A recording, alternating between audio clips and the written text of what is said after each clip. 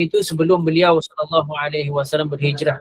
Maka di saat itu tuan-tuan, kaum Quraisy ketika itu banyak menimpakan kepada Nabi SAW berbagai macam siksa, dan mereka kaum Ansar ini mendatangi Rasulullah dan berkumpul bersama beliau ketika itu di dalam suatu malam di tengah gelap gelita, dan malam itu secara diam-diam supaya tidak diketahui oleh orang Quraisy. Tuan-tuan, mereka kaum Ansar ni tuan-tuan, dia sangat tahu bahawa orang lain semuanya memusuhi Rasulullah sallallahu alaihi wasallam. Dia tahu bahawa kaum Quraisy yang tidak lain adalah seorang pakcik Nabi sallallahu alaihi wasallam dan juga kerabat baginda sallallahu alaihi wasallam sendiri yang menyiksa beliau dengan berbagai macam siksa. Bahkan Rasulullah sallallahu alaihi wasallam akhirnya bila bertemu begitu tuan-tuan, tahulah baginda sallallahu alaihi wasallam mereka ini berminat dengan Islam. Cuma ketika itu tuan-tuan, mereka ini berbaiat kepada Nabi sallallahu alaihi wasallam. Apa dia? Mereka membaiat dengan sebuah baiat yang agung. Di antara isinya adalah ayyuminu billahi ta'ala, agar mereka ini beriman kepada Allah Subhanahu wa taala, meninggalkan apa yang dulu disembahkan oleh nenek moyang mereka, serta kemudiannya membela beliau sallallahu alaihi wasallam sebagaimana mereka membela anak, isteri dan juga diri mereka sendiri. Kemudian mereka berkata, ya Rasulullah, hai Rasulullah, demi engkau yang kami memutuskan tali kami. Kami memutuskan tali yang dulu kami sambung, dan demi engkau juga kami bermusuhan dengan semua orang. Dan jika kami melakukan itu semua, apakah imbalan yang akan kami dapatkan jika kami beriman di saat orang lain tolak untuk beriman dengan kau? Dan kami masuk Islam di saat kami ni orang-orang semua tolak untuk masuk Islam.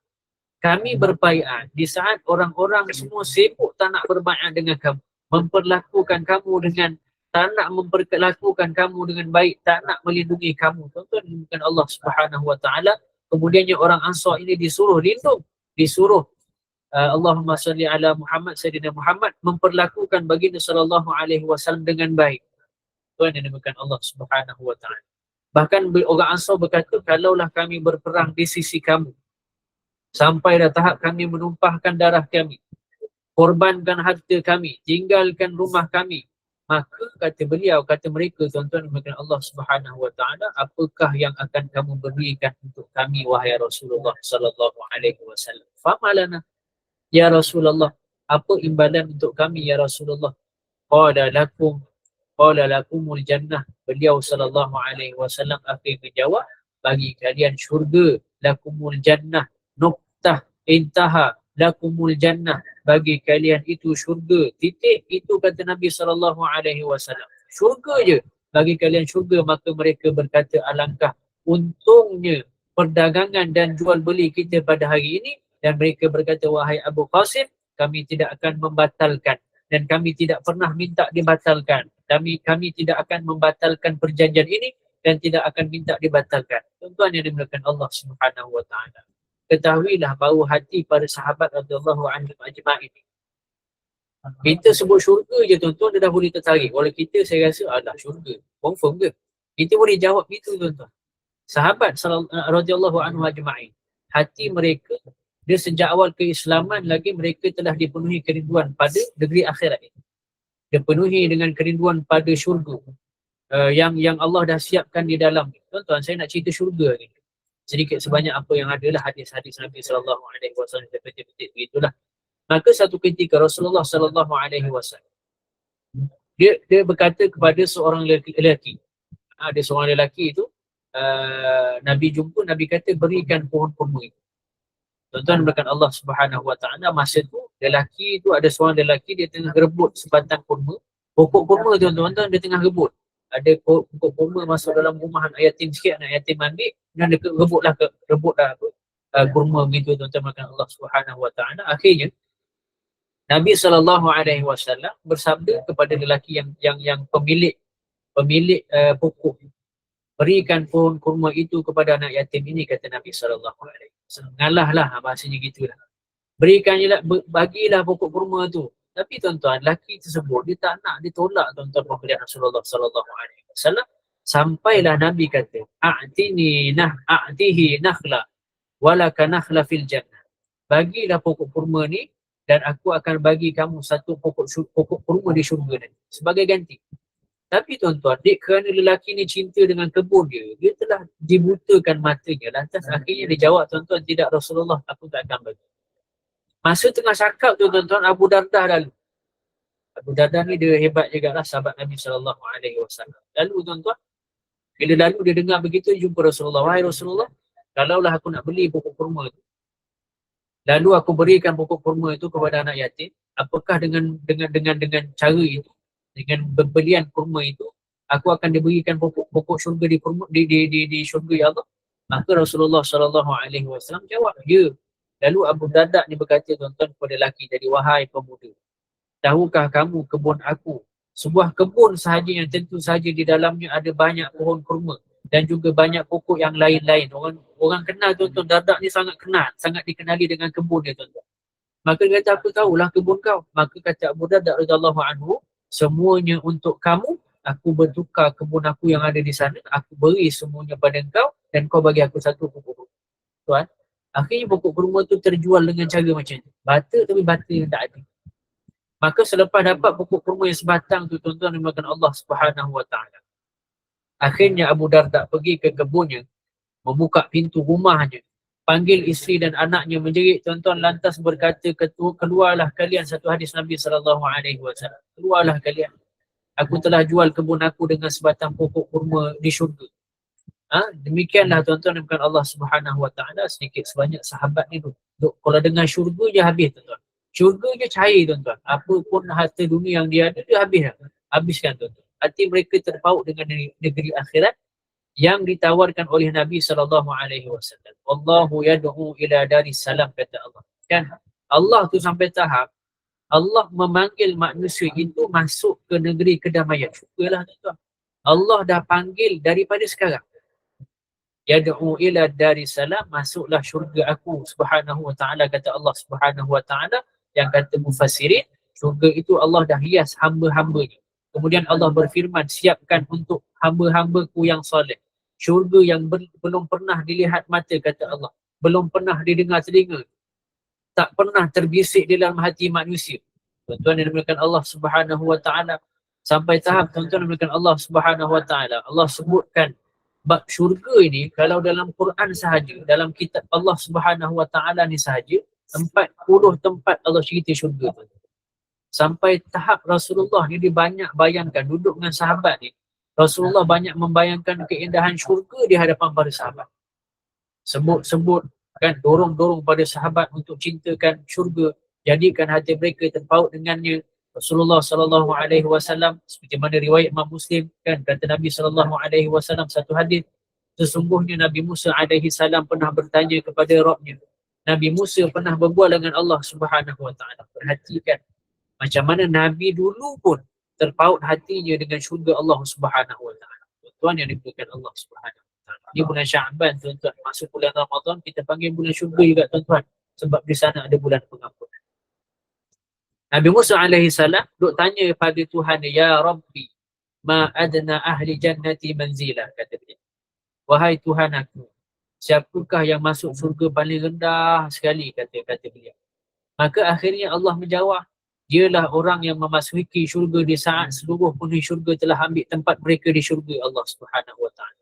Tuan, Allah menghayalkan kepada orang yang terakhir masuk syurga itu, seolah-olah syurga itu dah penuh, sampai tahap dia kata, wahai Rabbku, engkau masukkan aku ke syurga setelah manusia dah ambil semua bahagian tempat di syurga. Semua dah ambil tempat dah, ya Allah Subhanahu Wa Ta'ala. Sampai Allah Subhanahu Wa Ta'ala menjawab, ya abdi, wahai hambaku, ya abdi, wahai hambaku, apakah kamu redha? Dia dah berkhayal macam tu, tuan. Dia kata, ya Allah, kau dah penuhkan syurga dengan orang-orang. Kalau tengok satu riwayat Nabi SAW tu, pintu syurga pun penuh, tuan. Tengok pintu syurga pun ramai sangat orang. Allahumma salli wa sallim wa barik. Jadi bila tengok begitu, tuan-tuan, orang yang baru masuk syurga yang paling rendah ni, dia nampak begitu, dia rasa macam Allah dah penuh dah. Penuh dah syurga, tuan-tuan. Bila ditanya, ya Rabb, kau masukkan aku tempat yang memang Datuk ni masuk, seolah begitu. Maka Allah tak jawab, tuan-tuan. Allah kata apa, tuan-tuan? Maka Allah Subhanahu Wa Ta'ala, tak apalah, kata Allah, seolah begitulah. Kau reda tak kalau aku beri untuk kamu kerajaan kerajaan yang sebesar kerajaan dimiliki raja teragung di dunia. Kan? Qala raditu ya Rabbi. Kan? Kata beliau. Boleh tak aku nak bagi jugalah satu syurga untuk kau yang syurga kerajaannya besar seperti terbesar, paling besar di raja dunia tu. Maka dia kata, ya Rabb, raditu. Aku akan redha je apa yang ada. Sebab aku nak masuk juga. Orang terakhir ni tuan-tuan. Tuan-tuan yang berkan Allah Subhanahu Wa Ta'ala. Maka tuan-tuan yang berkan Allah Subhanahu Wa Ta'ala. Lalu Allah berkata lagi selepas itu tuan-tuan.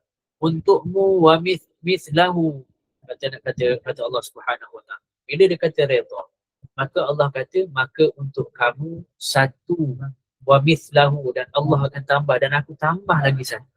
Tuan-tuan, akhirnya orang tu jawab raditu ya Rabbi. Dia dah tak boleh jawab apa dah tuan. Satu nikmat yang Allah bagi, Allah tambah lagi. Syurga macam tu tuan-tuan.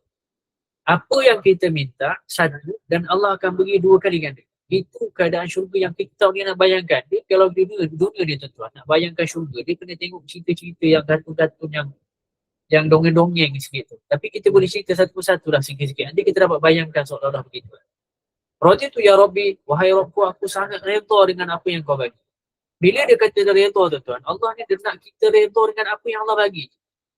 Bila hamba tersebut kata redha tuan-tuan melakukan Allah Subhanahu Wa Ta'ala, maka kata Allah Subhanahu Wa Ta'ala, maka aku lipat dua kali lagi. Dua kali ganda lagi aku bagi. Tuan yang dimuliakan Allah Subhanahu Wa Ta'ala. Adakah kau redha? Raditu ya Allah. Dia kata redha lagi. Akhirnya tuan-tuan, Allah kata apa? Wa mithlahu. Aku tambah lagi. Dia kata redha. Wa mithlahu. Aku bagi lagi satu. Wa mithlahu. Nabi cerita tuan-tuan, Allah sebut begitu 5 kali. Maka tuan-tuan diberikan Allah Subhanahu Wa Ta'ala sampai satu tahap raditu ya Rabbi, hamba tersebut dia kata dia suka sangat, ya Allah aku redha, ya Allah aku redha, ya Allah aku redha. Allah sebut tuan-tuan diberikan Allah Subhanahu Wa Ta'ala. Allah kata maka untuk kamu aku bagi 10 kali ganda untuk apa yang telah aku bagi ni tuan-tuan yang diberikan Allah Subhanahu Wa Ta'ala. Aku beri apa yang mata kamu suka, apa yang nafsu kamu suka, apa yang mata kamu suka, apa yang mata kamu sangat senang. Qala Musa ya Rabbi, kemudian Nabi Musa alaihi salam puas hati dengan jawapan begitu, maka ya Rabbi, Musa alaihi salam tak puas hati tu. Nabi Musa alaihi salam akhirnya tanya fama a'zamuhum manzila, kata Musa alaihi salam. Ya Rabb, kau dah bagi tahu siapa yang paling rendah. Jadi siapakah penghuni yang paling tinggi? Kalau kau kata tadi itulah yang paling rendah, tuan-tuan berkata Allah Subhanahu Wa Ta'ala dalam hadis itu tuan, kalau kita tengok mufassirin ataupun terjemahan, ulama sebut apa? Dia kata sebenarnya syurga ni dia tak ada tinggi rendah. Syurga ni tuan-tuan, dia tak ada paling rendah dan tak ada paling rendah dan tak ada paling tinggi. Dia nak sebut macam mana? Tak ada rendah tuan-tuan. Syurga ni tak ada rendah, semuanya tinggi. Tak ada kurang dalam ni. Sampai ada begini gitu lah. Jadi seolah-olah Nabi Musa ni melontarkan soalan yang salah kepada Allah Subhanahu Wa Ta'ala. Tapi Allah jawab tuan-tuan. Allah kata apa? Mereka adalah orang-orang yang aku pilih dan tetapkan kemuliaan mereka dengan tangan aku. Kemuliaan yang aku siapkan itu tidak akan pernah dilihat oleh mata, takkan didengar oleh telinga, takkan terdetik dalam hati seseorang pun. Tuan-tuan, Allah sebut, tuan-tuan yang dimuliakan Allah Subhanahu Wa Ta'ala, Allah cerita syurga untuk yang paling tinggi adalah syurga yang tak pernah boleh bayang, dan Allah tak boleh nak cerita menggunakan bahasa kita kecualilah apabila kita melihatnya di sana. Sampai tahap begitu tuan-tuan yang dimuliakan Allah Subhanahu Wa Ta'ala. Sampai tak boleh nak ungkapkan rahsia syurga tersebut. Nabi pun tak boleh nak cerita. Walaupun Nabi SAW bertengok syurga. Ini tuan-tuan, syurga-syurga yang besar. Tak pernah terdetik di hati seorang pun hazihil jannah. Ini syurga Allah hias untuk hamba-hambanya. Ketika mana mereka datang ke dalam syurga tersebut, mereka datang dan dalam keadaan memiliki Allahumma salli ala Muhammad. Mereka mendatangi je dan memiliki samaniyata abwab, kata Nabi SAW. Ada 8 pintu syurga. Wa hadha babu rayyan yadkhuluhu minhu sa'imun. Ada pintu rayyan, kata Nabi SAW, untuk orang yang masuk sebab rajin puasa. Wa hadha babul yadkhulu minhu ahlul jihad. Ni ada pintu yang Allah ciptakan untuk siapa yang masuk, Allahumma salli ala Muhammad, yang suka yang masuk dia kerana berjihad. Dan ada pintu babun Allahumma salli ala Muhammad, yadkhulu minhu birru walidaini. Ada pintu untuk para anak-anak yang dia sangat berbakti kepada orang tua dia. Wa hadha babul ahlil qiyam. Ni orang yang selalu bangun malam baca Quran. Ada pintu untuk mereka yang rajin mendirikan solat malam dan membaca Al-Quran. Juga itu memiliki tuan-tuan dan semuanya mempunyai 8 pintu. Ketahuilah tuan-tuan, 8 pintu tersebut, jarak antara sisi kanan dan kiri setiap pintu itu. Dia bukan jarak pintu ke pintu tu, tak. Jarak kebesar pintu tu. Besar saiz pintu tu sahaja antara dua sisi. Tepi dan tepi itu tu, tuan-tuan dimuliakan Allah Subhanahu Wa Taala, kata Nabi sallallahu alaihi wasallam, sepanjang ataupun selama 40 sanah. Jaraknya itu sejauh perjalanan 40 tahun. Dahsyat azan itu tuan-tuan Allah Subhanahu Wa Taala.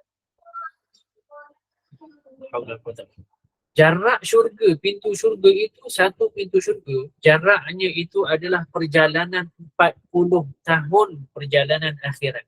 Kalau kita kira-kira tuan-tuan, maknanya perjalanan sepanjang 172,800 hari perjalanan dunia. Kerana luasnya pintu-pintu itu, Rasulullah SAW sampai dia bersabda tuan-tuan, setiap hari pintu itu penuh dengan manusia. Sekalipun pintu itu sangat luas, dan luas itu sejarak perjalanan 40 tahun ataupun 172,800 tahun dunia, namun penuh juga dengan kerumunan orang-orang beriman yang nak masuk ke dalam syurga ketika itu. Maka ketika para penghuni syurga ini masuk, dikatakan kepada mereka, salamun alaikum tibtum fadkhulu. Salamun alaikum tibtum fadkhuluha khalidin. Sejahteralah ke atas kamu semua, ketahuilah inilah kebahagiaan bagi kamu, masuklah kamu di sana selamat, kekallah kamu selamat. Tuan-tuan, sambutan sebegini disebutkan oleh malaikat. Itu tak boleh nak bayang tuan-tuan, sebab tu Allah kata tak boleh nak bayang dengan mata, tak boleh. Yang boleh merasai kemanisan perkataan ini yang hanya hatinya itu ada Allah, cinta Allah, dia akan rasa seolah-olah ada satu benda jentikan bila sebut ini. Tak boleh nak bayang tuan-tuan yang dimulakan Allah Subhanahu Wa Taala. Bahkan dikatakan juga kepada mereka, salamun alaikum bima sabartum fa ni'ma uqbadar, kata Allah Subhanahu, kata malaikat. Selamatlah ke atas kalian kerana kesabaran kalian yang dulu-dulu. Maka alangkah baiknya tempat kesudahan itu, dan mereka mengucapkan alhamdulillahillazi sadaqa wa'dah. Mereka beramai-ramai di pintu itu, alhamdulillahillazi sadaqa wa'dah. Segala puji bagi Allah yang telah memenuhi janjinya kepada kami. Dulu janjikan kami syurga, jika kami solat, nak masuk syurga, maka Allah penuhi janji itu. Kalau kami solat, kami puasa, kami berbakti orang tua, kami sabar, kami tundukkan pandangan, kami jauh daripada benda haram, maka Allah berikan dengan janji apa yang Allah janji. Alhamdulillah ala sadaqna wa'adah, kata mereka, yang telah menepati janjinya untuk kami dan telah memberikan kepada kami tempat ini agar kami tempat ataupun duduk tempat dalam syurga di mana saja kami nak. Akhirnya ketika mana mereka telah masuk, sallallahu alaihi wasallam, Nabi sallallahu alaihi wasallam jelaskan, walladina nafsi biyadi, demi zat yang ada pada genggaman Allah Subhanahu Wa Taala, ma antum bi'arafa fid dunya bimasakinikum wa azwajikum min ahlil jannah bimasakinihim wa azwajihim. Tuan-tuan, penduduk syurga ini lebih kenal tempat tinggal, lebih kenal isteri mereka dibandingkan kalian, kata Nabi sallallahu alaihi wasallam, kalian yang terhadap rumah dan isteri kalian ketika mana dulu. Seorang yang masuk syurga, dia tahu benar, dia tahu betul tempat-tempat kat mana dia nak berjalan, kat mana rumah, kat mana istana, kat mana isterinya, seolah-olah, kata Nabi SAW, seolah-olah dia berjalan ke rumahnya di dunia. Tuan-tuan yang dimulakan Allah Subhanahu Wa Taala, tanpa perlu bertanya kat mana rumah, kat tempat, tuan-tuan, tak payah. Dia tahu macam tu je, tuan-tuan, tiba-tiba tuan-tuan dimulakan Allah Subhanahu Wa Taala. Maka Allah Subhanahu Wa Taala berfirman dalam Quran, ada dalam surah Muhammad ayat 6 begitulah lebih kurang, wa yudkhilu wa yudkhilahumul jannata arrafaha lahum, kan kata Allah Subhanahu wa taala. Allah memang masukkan syurga, dan syurga itu sebenarnya telah seolah-olah diketahui oleh orang mukmin kaedah-kaedah berjalan supaya orang mukmin ini boleh menikmati semua tempat yang ada dalam syurga. Tuan-tuan, dia map dia macam dah ada dalam kepala, tapi map dia tak habis. Pergi sana sini tak ada penghujung, tuan-tuan yang dimulakan Allah Subhanahu wa taala. Syurga ada penghujung tak, tuan-tuan? Ada. Syurga ada penghujung.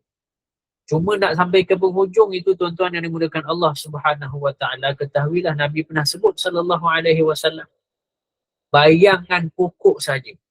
Pokok kita cerita, tuan-tuan, pokok dalam syurga, batangnya itu pun dah daripada emas. Kita tu nak bayang emas biasa je kan. Kan mereka melihat istana-istana pun semuanya daripada emas dengan perak. Pokok-pokok besar di syurga ada bayangan, kan kata Nabi sallallahu alaihi wasallam. Pokok-pokok besar kat sana dia ada bayang-bayang, walaupun tak ada matahari, tak panas gitulah saudara begitu. Tapi dia ada bayang-bayang, tuan-tuan yang makan Allah Subhanahu wa taala. Dan bayang-bayang itu kata Nabi sallallahu alaihi wasallam, siapa yang jalan di bawah bayang-bayang pokok syurga itu, maka ia perlu melalui perjalanan pokok itu selama 100 tahun di syurga. 100 tahun kalau tuan-tuan darat bersamaan 36 juta tahun dunia. Perjalanan bawah pokok sahaja bayang 36 juta tahun. Tuan bayangkan macam mana nak sampai hujung. Bahkan kata Nabi ada kemah yang dibangunkan untuk orang-orang beriman. Yang kemah itu terbuat daripada mutiara-mutiara besar. Dan kemah itu sangat besar. Kata Nabi SAW, situna mailan. Luasnya itu 60 miles, 60 kilometer, 60 batu.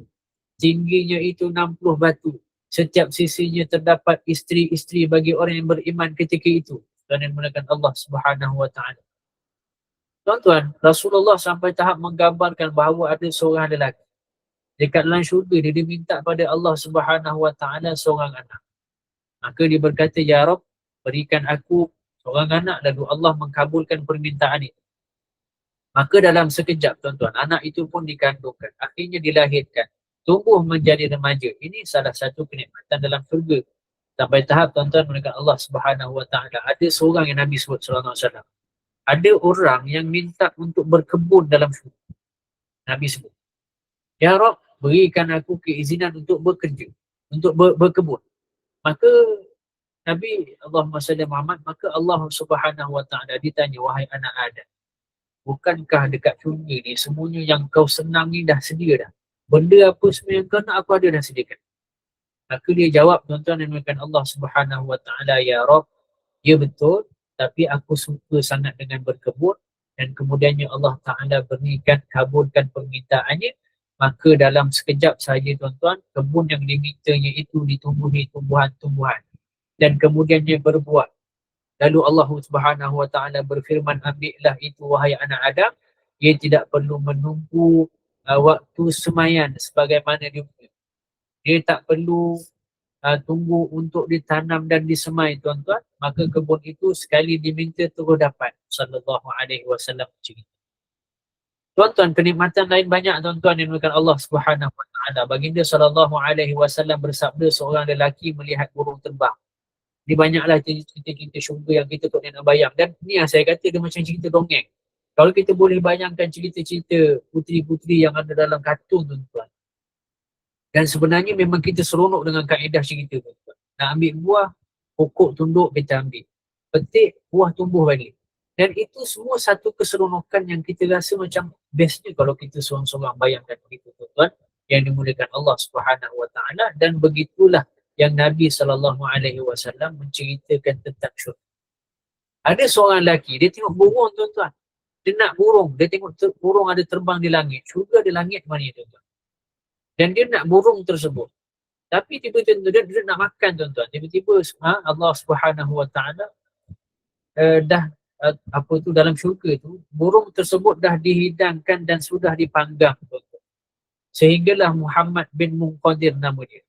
Dia baca firman Allah Subhanahu wa taala, wa zullilat qutufuha tadlila. Kata beliau, Allah duk ceritakan pasal syurga ni sampai Allah kata buahnya itu, buah syurga ini sangat dimudahkan untuk dipetik. Semudah-mudahnya. Sampai berkata kepada seorang hamba mukmin, kan ketika itu dia pakai kasut, tuan-tuan, kasut di syurga. Lalu dia tengok buah, tuan-tuan dan mulakan Allah Subhanahu wa taala dalam satu hadis Nabi sallallahu alaihi wasallam. Kemudian dia nak rasa buah tersebut, maka kemudiannya dihulurkan tangannya, hanya dengan menghulurkan tangannya itu ke arah buah itu.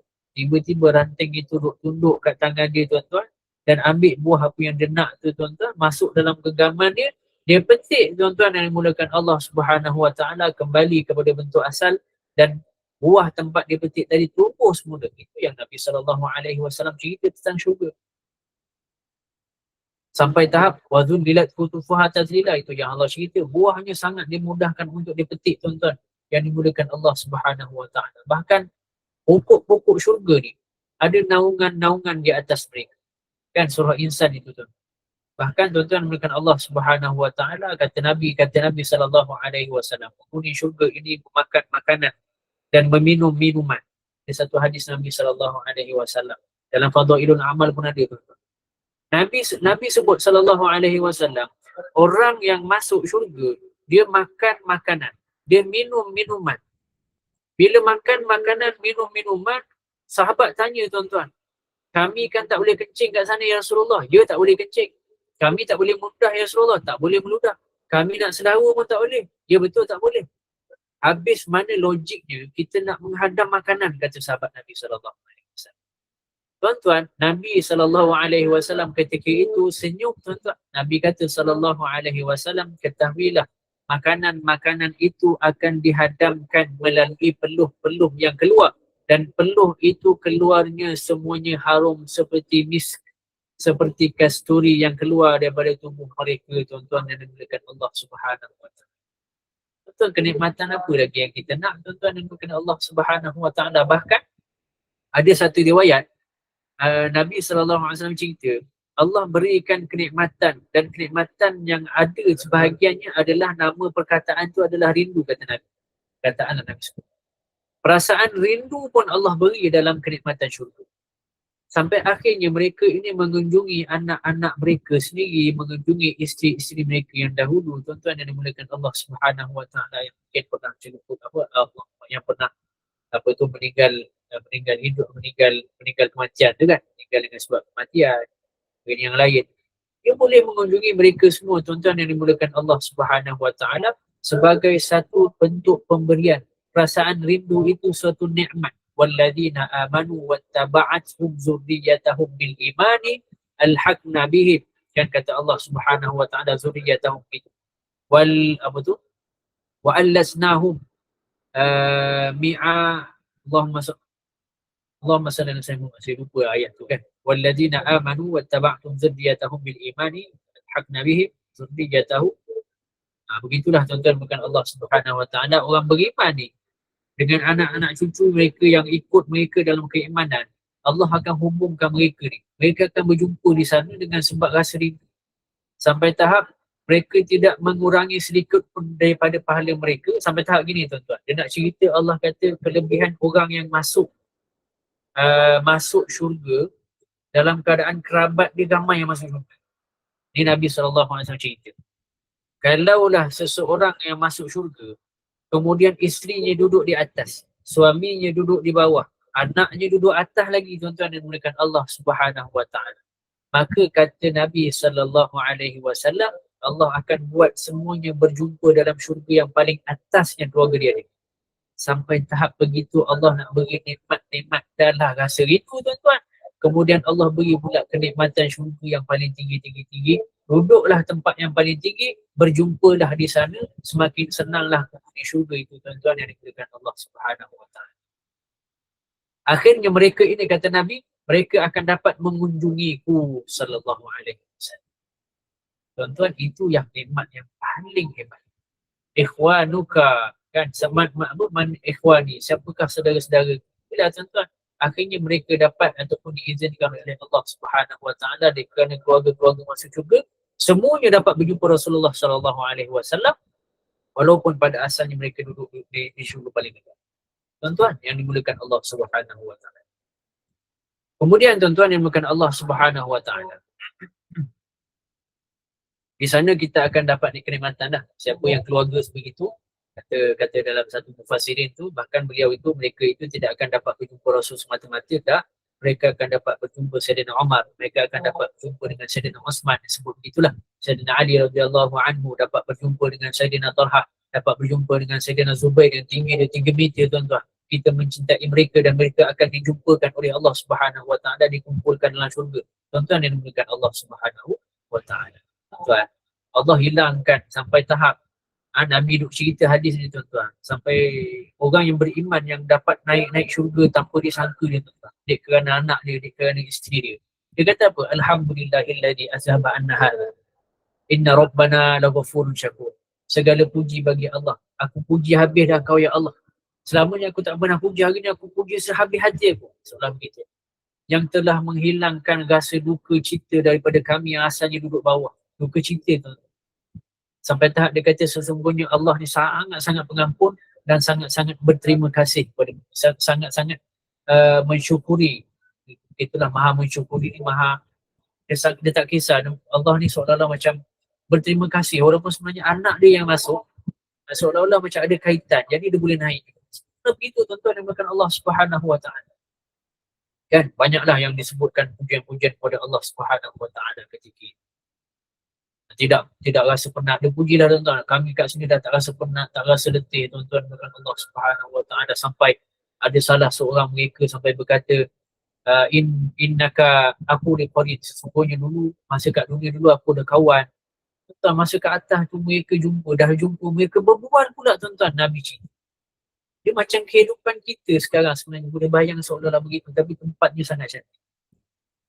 Dah jumpa semua tuan-tuan, tiba-tiba kata innaka aku li qarin. Dulu aku dah kawan. Kawan aku ni dulu orang yang benar kan, itu kan. Dan ada kawan aku tu seorang tu yang cakap innaka lan minal musaddiqin. Betul ke lepas mati ni, betul ke lepas mati ni lepas mati ada bangkit? Dia cerita tuan-tuan, kisah-kisah kawan dia yang derhaka dia pun dia boleh cerita habis.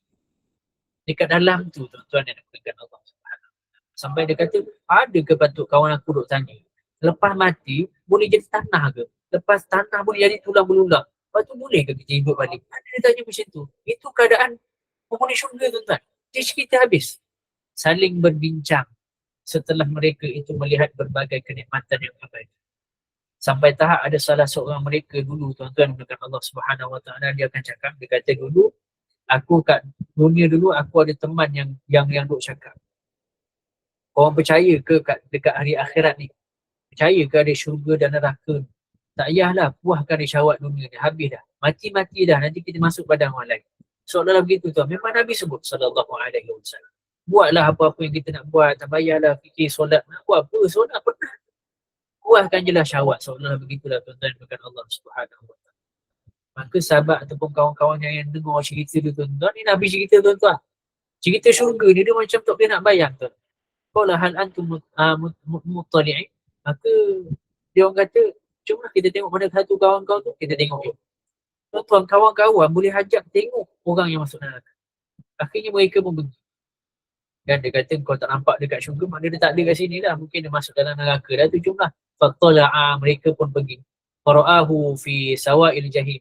Dan dia tengok dalam tingkap, satu tingkap yang disediakan untuk tengok ahli neraka tu tuan. Mereka meninjau dan mereka dapati kawan dia tu tengah duduk kat tengah-tengah neraka. Tengah neraka yang menyala-nyala, kata Nabi sallallahu alaihi wasallam. Maka dia berkata demi Allah, sesungguhnya kamu benar-benar hampir celakakan aku. Di surah Qasas ni tuan-tuan, Allah pula cerita. Kamu benar-benar celakakan aku. Hampir-hampir aku percaya kepada engkau. Hampir saja engkau celakakan aku untuk masuk duduk sebelah engkau. Dan engkau adalah orang yang tidak baik. Kalaulah tidak kerana nikmat Tuhan, pastilah aku akan masuk diseret ke dalam neraka bersama engkau. Tuhan yang berkata subhanahu. Sekarang afa'anhu bimayitin, kata dia. Maka sekarang ni apakah kita akan mati? Dia tanya balik kawan-kawan dia. Dan berkata Allah Subhanahu wa taala. Ni banyaklah kisah-kisah syurga. Syurga ni Allahumma salli ala Muhammad. Banyak-banyak dia punya perbualan tu pun panjang sebenarnya sampai dia tanya, hari ni aku yang menang, kau yang kalah, dan ini adalah kemenangan yang paling besar yang pernah aku dapat. So dalam itulah tuan-tuan. Sebab dulu kawan dia tu ejek dia, tak yalah aku dah try semua orang, masuk lagi tu lah, aku dah buat ni, aku dah buat ni, arak pun rasa dah sedap. Dia tanya semua tuan-tuan. Kita Muslim ni tuan, jadi tetap ada rasa penat untuk bersabar. So dalam itulah dia macam, arak sedap ke? Kalau kawan orang kafir ni dia punya zuk untuk berasa tu kan, perasaan nak mencuba tu tinggi. Jadi benda-benda itulah yang menyebabkan dia datang balik di sana dan dia kabur dekat orang tu macam tu. Ni aku dah menang besar dah ni. Selamatlah kau duduk neraka selamat. Kemenangan yang besar, bismillahi bimisliha kan kata-kata beliau kan. Bimisliha falyamal amilun, kata Allah Subhanahu wa taala akhirnya dalam surah Qasas tu. Kalau kamu nak kemenangan seperti mana yang aku ceritakan ni, kata Allah. Nak menang maksudnya buka tingkap boleh cerita ke orang, aku dah menang besar dah. Gitu tuan-tuan. Aku dah terima nikmat semua sekali. Dan orang neraka itu memang Allah sengaja bagi begitu supaya mereka lebih stres dengan ejekan-ejekan orang mukmin. Bimisliha ya'mal amilun, siapa yang nak dapat dengan keadaan kemenangan-kemenangan seperti ini, kata Allah Subhanahu wa taala, ya'mal amilun, mestilah orang itu menjadi orang yang beramal dan mampu untuk beramal. Ini bukan Allah Subhanahu wa taala. Banyak ada lagi tuan-tuan, bukan Allah nak cerita bab syurga ni kan. Nanti tiba-tiba ada awan, dan awan tu tiba-tiba tiup bawa wangi dan sebagainya, tiba-tiba jadi makin handsome. Banyak tuan-tuan, bukan Allah, sampai ada satu yang paling besar lah tuan-tuan, bukan Allah Subhanahu wa taala. Yang last sekali lah. Last sekali tuan-tuan, yang bukan Allah Subhanahu wa taala. Ini yang paling besar lah. Saya ambil 2 minit lagi minta maaf. 2 minit tu tuan-tuan, bukan Allah Subhanahu wa taala. Terakhir ni, kenikmatan terbesar adalah ketika mana kita dijumpakan dengan Allah Subhanahu wa taala. Kita jumpa Allah tuan-tuan, Allah buka tabirnya dan kita nampak Allah Subhanahu wa taala. Ini paling besar. Nikmat itu akan dinaik dan akhirnya nampak Allah Subhanahu wa taala. Tuan-tuan, nampak Allah ini tuan-tuan, kata Nabi SAW, jarak antara kamu dengan Allah Subhanahu wa taala. Allah dok mendekati salah seorang penghuni syurga ini. Ketahuilah ketika itu jarak antara penghuni syurga dengan Allah ketika itu adalah seperti mana seorang khatib Jumaat dan orang yang duduk di hadapan saf pertama. Tuan bayangkan saf pertama, ada khatib di depan, itulah bayangan ketika itu yang Allah akan mendekat ketika itu tuan-tuan kepada Allah Subhanahu wa taala. Aku boleh ada banyak anak cerita syurga ni banyak kan. Ada yang apa? Kita pasal pasal Isra Mi'raj. Nabi sampai Nabi Ibrahim pun pernah kirim salam pada umat Nabi Muhammad sallallahu alaihi wasallam, semuanya tentang syurga lah. Moga-moga kita dapat jejakkan kaki bersama-sama di dalam syurga. Kita semua tuan-tuan dengan Allah Subhanahu wa taala bersama keluarga kita yang mungkin akan lebih beriman dan bertakwa kepada kita, yang akhirnya bakal kita boleh naik lebih dan lebih lagi. Aku qauli hadza wa astaghfirullahal azim wa lakum. Wassalamualaikum warahmatullahi taala wabarakatuh. Waalaikumsalam warahmatullahi wabarakatuh. Alhamdulillah Ustaz. Terima kasih Ustaz atas tazkirah malam ni. Nikmat syurga Allah. Hilangnya nikmat ibadah di kalangan manusia sekarang ni berpunca daripada tidak mengenal di sebalik keindahan gambaran syurga saya. Betul. Jadi kerana nilai syurga tu mahal dari segala isi dunia, maka kita nak beli syurga bukan dengan harta benda, bukan dengan pangkat, darjat atau wang ringgit, tapi kita nak beli syurga dengan iman dan amal. Wallahualam. Okay, Ustaz, terima kasih di atas tazkirah yang menarik malam ini. Terima kasih juga kepada para jemaah yang setia bersama-sama dari awal hingga akhir majlis. Kita berdoalah semoga Ustaz akan terus bersama-sama kita di lain sesi nanti dengan beberapa lagi tazkirah yang menarik. Daripada minggu lepas sampai sekarang Ustaz memang express. Daripada minggu lepas Isra Mi'raj. Alhamdulillah Ustaz. Terima kasih Ustaz. Ya? Isra Mi'raj tu sempat habis dah. Ya, Alhamdulillah, tak apa Ustaz. Jadi untuk slot ni, malam ni saya memohon maaf, ampun, dan jika ada kesilapan sepanjang majlis ini, yang baik datang dari Allah, yang lemah itu atas kelemahan saya sendiri. Sebelum berpisah, saya serahkan semula majlis kepada Al-Fadhil Ustaz untuk menangguhkan majlis dengan tasbih kafarah dan suratul As. Dengan segala hormatnya, dipersilakan. Silakan Ustaz. Subhanakallah wa bihamdihi, subhanakallah wa bihamdika, asyhadu an la ilaha illa anta, nastaghfiruka wa natubu ilaik. Bismillahirrahmanirrahim. Wal 'asri innal insana lafi khusr illa alladhina amanu wa 'amilus shalihat wa tawassaw bil haqqi wa tawassaw bis sabri. Wa sallallahu ala sayyidina Muhammad wa ala alihi wa sahbihi wa sallam. Alhamdulillahi rabbil alamin. Terima kasih banyak-banyak. Minta maaf ada terkurang dan terlebih untuk hari ini. Moga-moga memberi manfaat kepada kita semua. Assalamualaikum warahmatullahi taala wabarakatuh. Waalaikumsalam Waalaikumsalam warahmatullahi taala wabarakatuh.